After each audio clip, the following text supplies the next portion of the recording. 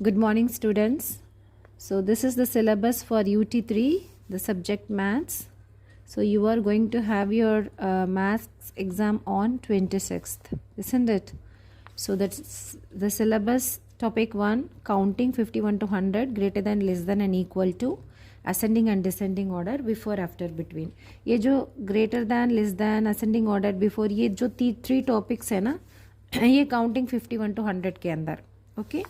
And number names 11 to 20, subtraction 2 digit simple, addition 2 digit simple, both will be having word problems with that. Okay, word problems.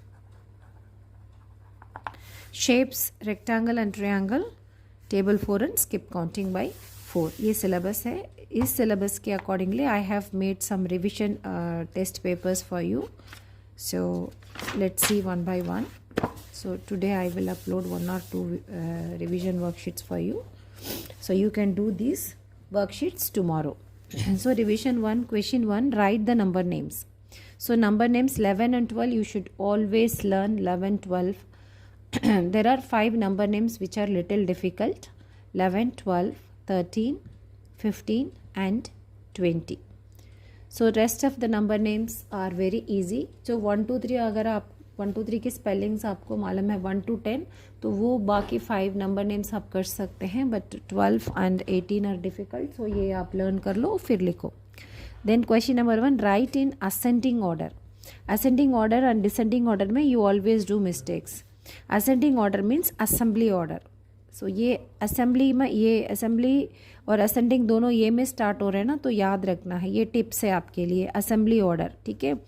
तो assembly में आप कैसे खड़े होते हैं, जब हम नीचे जाते हैं असेंबली में खड़े होते हैं, तो सबसे छोटा बच्चा जो हार्दिक है हमारे क्लास के, वो पहले खड़े हो जाता है, बाकी बच्चे फिर उसके बाद थोड़े बड़े बच्चे ऐसे खड़े होकर लास्ट में सबसे टॉलेस्ट बच्चा लास्ट में खड़े होता है ना. जैसे गर्ल्स में Ritika will be standing first because she is the smallest girl.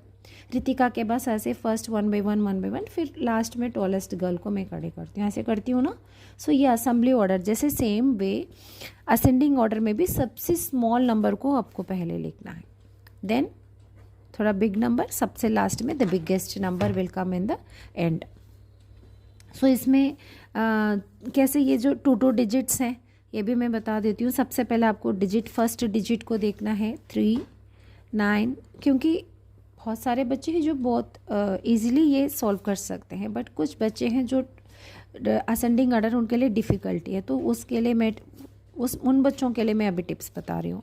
तो फर्स्ट डिजिट को चेक करो, 6 और 1. So now it is very easy for you. 3, 9, 6, 1. Which is the smallest number among this? 1 is the smallest number, no.